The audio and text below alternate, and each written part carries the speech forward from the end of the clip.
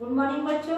आज हम लोग भूगोल विषय में अध्याय 5 पृथ्वी के प्रमुख परिमंडल इसके आगे का पढ़ेंगे। इस पाठ में हमने देखा था कि जिस ग्रह में हम रहते हैं उस ग्रह में जो है भूमि, जल, हवा ये तीनों मौजूद है। यानी कि हम पृथ्वी में रहते हैं और पृथ्वी में ये तीनों जो आवश्यक तत्व हैं जो जीवन के लिए बहुत ही आवश्यक हैं, ये सारी चीजें जो हैं, ये सारे तत्व जो हैं मौजूद हैं, जिसके कारण से पृथ्वी में जीवन जो है संभव हो सका है। और पृथ्वी की सतह ऐसी है जिसमें पर्यावरण के महत्वपूर्ण घटक आपस में मिलते हैं तथा एक दूसरे को जो है प्रभावित करते हैं। पृथ्वी का जो ठोस भाग है जिस पर हम रहते हैं उसको हम भूपर्पट्टी कहते हैं या फिर भूमंडल कहते हैं। और ये जो भूमंडल है यहाँ पर जो है गैसों की परतें जो वायुमंडल के चारों ओर फैली हुई हैं और उसे जो मतलब पृथ्वी के चारों ओर फैली हुई हैं जिसको हम वायुमंडल कहते हैं। या फिर ऐसे भी कह सकते हैं कि हमारे चारों ओर गैसों का जो आवरण है उसी को ही हम वायुमंडल कहते हैं। और साथ में पृथ्वी का बहुत बड़ा भाग जो है बहुत बड़े भाग में जो है जल पाया जाता है जिसको जलमंडल कहा जाता है। और ये जो जल की अवस्था है वो ठोस में और ठोस रूप में भी पाया जाता है, यानी कि बर्फ और जल वाष्प, ये तीनों रूप में जो है सम्मिलित है। जीवमंडल का एक सीमित क्षेत्र है जहां स्थल, जल और हवा एक साथ मिलते हैं, जहां सभी प्रकार के जीवन जो है पाए जाते हैं। इसमें हम लोग भूमंडल के बारे में हम लोग अध्ययन कर चुके थे। और इसके बाद महाद्वीप का हम अध्ययन कर रहे थे। पृथ्वी पर 7 महाद्वीप हैं और ये विस्तृत जल राशि के द्वारा एक दूसरे से अलग है, यानी कि जल के द्वारा एक दूसरे से अलग है। और ये महाद्वीप कौन कौन से थे? एशिया, यूरोप, अफ्रीका, उत्तर अमेरिका, दक्षिण अमेरिका, ऑस्ट्रेलिया और अंटार्कटिका। तो पृथ्वी पर 7 महाद्वीप हैं और ये महाद्वीपों के नाम मैंने अभी आपको बताया, जिसमें से आप चित्र देखेंगे 5.1, इसमें विश्व के मानचित्र को देखेंगे और स्थल का बहुत बड़ा भाग जो है वो उत्तरी गोलार्ध में पाया जाता है। पृथ्वी जो है पृथ्वी को 2 गोलार्धों में बांटा गया है, एक उत्तरी गोलार्ध और दक्षिणी गोलार्ध, जिसमें से स्थल भाग जो है, स्थल भाग का बहुत बड़ा जो भाग है वो उत्तरी गोलार्ध में पाया जाता है। तो अब हम लोग अध्ययन करते हैं महाद्वीपों के बारे में। जैसे कि एशिया, हम एशिया महाद्वीप में रहते हैं और एशिया जो है विश्व का सबसे बड़ा महाद्वीप है। यह पृथ्वी के कुल क्षेत्रफल के 1/3 भाग में फैला हुआ है। सोचो कितना है, पृथ्वी का जो कुल क्षेत्रफल है उसका 1/3 भाग में ये एशिया महाद्वीप जो है फैला हुआ है। और हम जो है एशिया महाद्वीप में रहते हैं, मतलब कि भारत जो है एशिया महाद्वीप में है। यह महाद्वीप पूर्वी गोलार्ध में स्थित है। अगर गोलार्ध को देखेंगे तो उत्तर और दक्षिण के दो भागों में बांटते हैं, तो उत्तर और दक्षिण होगा। और अगर उत्तर दक्षिण पूर्व दिशा के हिसाब से देखते हैं तो ये महाद्वीप जो है पूर्वी गोलार्ध में स्थित है। कर्क रेखा इस महाद्वीप से होकर गुजरती है। इसको याद रखेंगे कि एशिया महाद्वीप से होते हुए कर्क रेखा जो है गुजरती है। एशिया के पश्चिम में यूराल पर्वत है और जो इसे यूरोप से अलग करता है। एशिया का जो पश्चिमी भाग है वहां पर यूराल पर्वत है और यूराल पर्वत के द्वारा ही यूरोप और एशिया एक दूसरे से अलग होते हैं। यूरोप एवं एशिया को अगर संयुक्त भूभाग को यूरोप और एशिया जो है, जो उनकी स्थल भूमि है वो एक दूसरे से जहां पर मिलती है उसके संयुक्त भूभाग को यूरेशिया यानी कि यूरोप धन एशिया कहा जाता है। यूरेशिया जैसे कहेंगे तो यूरोप धन एशिया कहा जाएगा। यूरोप एशिया में से बहुत छोटा है। अब इसके बाद में एशिया महाद्वीप के बारे में तो हम लोग जान गए। अब हम लोग देखते हैं यूरोप महाद्वीप के बारे में। एशिया महाद्वीप जिस महाद्वीप में हम रहते हैं उसके बारे में अभी हमने पढ़ा। अब यूरोप महाद्वीप के बारे में देखते हैं। यूरोप महाद्वीप जो है यूरोप जो है एशिया का सबसे बहुत छोटा है। यूरोप एशिया से बहुत छोटा है और यह महाद्वीप जो एशिया के पश्चिम में स्थित है आर्कटिक वृत्त से होकर गुजरता है। यानी कि आर्कटिक वृत्त से ये यूरोप महाद्वीप जो है होकर गुजरता है। यह 3 तरफ से जल से घिरा है, इसके चारों तरफ जो है जल है। विश्व के मानचित्र में इसे देखते हैं तो इसकी स्थिति का हमें पता चल जाता है। आप विश्व के मानचित्र में जब देखोगे तो उससे आपको एशिया महाद्वीप और यूरोप दोनों महाद्वीपों की स्थिति का पता चलेगा कि किस तरह का से इन दोनों का स्थल भाग जो है एक दूसरे से यूराल पर्वत के द्वारा अलग होता है, और उसी पर्वत के द्वारा जो स्थल भाग जो है मिलता है वो अलग भी हो रहा है, और साथ में वो पर्वत के द्वारा भी अलग हो रहा है, लेकिन स्थल भाग तो मिला हुआ है ना। तो इसका जो मिला हुआ जो भाग है इसी को ही यूरेशिया कहा जाता है, यानी कि यूरोप धन एशिया।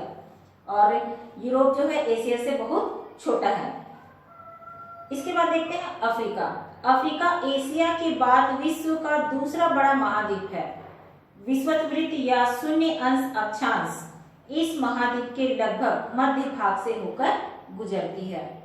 यहाँ पर आप याद रखेंगे कि एशिया महाद्वीप से कर्क वृत्त जो है या कर्क रेखा जो है होकर गुजरती है, यूरोप से आर्कटिक वृत्त होकर गुजरता है, और अफ्रीका से देखेंगे तो शून्य अंश अक्षांश इस महाद्वीप के लगभग मध्य से होकर गुजरता है। शून्य अंश अक्षांश को हम लोग विषुवत वृत्त भी कहते हैं और भूमध्य रेखा भी कहते हैं। तो ये जो शून्य अंश अक्षांश कहा जा रहा है, यही जो है अफ्रीका महाद्वीप के मध्य से होकर गुजरती है। अफ्रीका का बहुत बड़ा भाग उत्तरी गोलार्ध में स्थित है।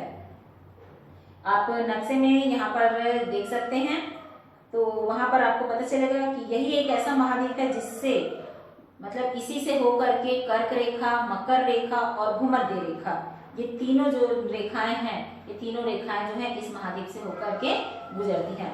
आप अपने बुक में भी देख सकते हो इसे।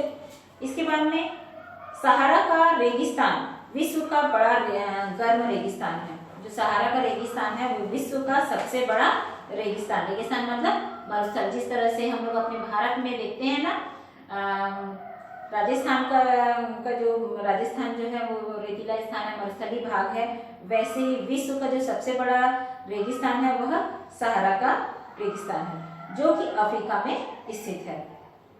विश्व के मानचित्र में हम इसे देख भी सकते हैं। और विश्व की सबसे लंबी नदी जो है वो अफ्रीका से होकर गुजरती है। विश्व की सबसे लंबी नदी जो है वो अफ्रीका से होकर गुजरती है, और इसको भी हम मानचित्र की सहायता से देख सकते हैं। साथ ही हम लोग कर्क रेखा, मकर रेखा और विषुवत वृत्त इसके किन किन भागों से होकर गुजरती है, इसको भी हम नक्शे यानी कि मानचित्र के माध्यम से देख सकते हैं और उसको समझ सकते हैं। इसके बाद आता है उत्तर अमेरिका। उत्तर अमेरिका जो है विश्व का तीसरा सबसे बड़ा महाद्वीप है। तीसरे नंबर का सबसे बड़ा महाद्वीप है। अगर पहले नंबर का बोलेंगे तो एशिया महाद्वीप है, और उसके बाद में दूसरे नंबर का देखेंगे तो अफ्रीका महाद्वीप है, और तीसरे नंबर में आता है तो उत्तर अमेरिका आता है। यह दक्षिण अमेरिका से एक सक्रिय स्थल से जुड़ा है। उत्तर अमेरिका और उसके नीचे दक्षिण अमेरिका आता है, तो क्या बता रहा है कि दक्षिण अमेरिका से एक सक्रिय स्थल से जुड़ा है, यानी कि उसका जो भाग है स्थलीय भाग वो सकरा होते उत्तर अमेरिका का जो नीचे का सिरा यानी कि दक्षिणी भाग जो है वो एकदम सकरा होते हुए जा करके दक्षिण अमेरिका से मिलता है, जिसे पनामा जल संधि कहा जाता है। जहां पर ये दोनों मिलती है वहां पर क्या एक नहर है जो पनामा नाम के, उसके द्वारा पनामा जल संधि इसलिए उसको कहा जाता है। यह महाद्वीप पूरी तरह से उत्तरी एवं पश्चिमी गोलार्ध में स्थित है, यानी कि क्या बताया जा रहा है कि जो आपका उत्तर अमेरिका है ये पूरी तरह से कौन से गोलार्ध में है, बोला उत्तरी एवं पश्चिमी गोलार्ध में स्थित है।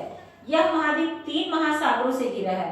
उत्तर अमेरिका जो है 3 महासागरों से घिरा है। आप इसको अपने बुक में पेज नंबर 34 वहां पर दिया हुआ है एक नक्शा, उसको देख करके आप इसको समझ भी सकते हैं कि किस प्रकार से उत्तर अमेरिका और दक्षिण अमेरिका एक दूसरे से जुड़े हुए हैं, और जहां पर से एक सकरा भूभाग जो है उसको जोड़ता है जो जल संधि के द्वारा यहाँ पर, क्योंकि तीनों क्या है उसके जल से वो घिरा हुआ है, और जल से घिरे होने के कारण से जहां पर वो नहर बनाई गई है पनामा नहर जो है उसका सकरा जो भूभाग है ये उत्तर अमेरिका का और दक्षिण अमेरिका का जो सकरा भूभाग है उसके बीच से जो जलीय भाग है वहां पर एक नहर बनाई गई है जिसको पनामा जल संधि कहा जाता है, और इसी के द्वारा एक दूसरे से ये जुड़ती है। उसके बाद में क्या बता रहे हैं दक्षिण अमेरिका। हम लोग अब दक्षिण अमेरिका का देखते हैं। दक्षिण अमेरिका का अधिकांश भाग जो है दक्षिणी गोलार्ध में स्थित है। उत्तर अमेरिका का अधिकांश भाग जो है उत्तरी और पश्चिमी गोलार्ध में स्थित है और दक्षिण अमेरिका का अधिकांश भाग जो है दक्षिणी गोलार्ध में स्थित है। इसके पूर्व एवं पश्चिम में कौन से दो महासागर स्थित हैं, इसको हम लोग मानचित्र के माध्यम से जान सकते हैं। विश्व की सबसे लंबी पर्वत श्रृंखला एंडीज इसके उत्तर से दक्षिण की ओर फैली हुई है। दक्षिण अमेरिका विश्व की सबसे बड़ी नदी अमेजन बहती है। दक्षिण अमेरिका में विश्व की सबसे बड़ी नदी जिसका नाम अमेजन है वो जो है यहाँ बहती है। इसके बाद आता है ऑस्ट्रेलिया। ऑस्ट्रेलिया जो है विश्व का सबसे छोटा महाद्वीप है, इसको याद रखेंगे। सबसे बड़ा महाद्वीप एशिया महाद्वीप और सबसे छोटा महाद्वीप बोलेगा तो ऑस्ट्रेलिया होगा, जो कि पूरी तरह से दक्षिणी गोलार्ध में स्थित है। यह चारों तरफ से महासागरों तथा समुद्रों से घिरा है। इसे द्वीपीय महाद्वीप कहा जाता है। चारों तरफ से घिरा हुआ है इसलिए इसको क्या कहते हैं, द्वीपीय महाद्वीप। उसके बाद में आता है अंटार्कटिका। अंटार्कटिका जो है एक बहुत बड़ा महाद्वीप है जो कि दक्षिणी गोलार्ध में स्थित है। दक्षिण ध्रुव इस महाद्वीप के मध्य में स्थित है। दक्षिण ध्रुव जो है, उत्तर ध्रुव और दक्षिण ध्रुव जानते हो ना, वैसे ही उसी को बता रहे हैं यहाँ पर कि जो दक्षिण ध्रुव है इस महाद्वीप के मध्य में स्थित है। क्योंकि यह दक्षिण ध्रुव क्षेत्र में स्थित है इसलिए यह हमेशा मोटी बर्फ की परतों से ढका रहता है। क्योंकि आप जानते ही हो कि उत्तरी ध्रुव और दक्षिणी ध्रुव यहाँ क्या होता है, सूर्य का प्रकाश जो है पहुंच नहीं पाता, वहां तक पहुंचते पहुंचते सूर्य का प्रकाश जो है तिरछी, उसकी किरणें जो है तिरछी होते हुए जाती हैं।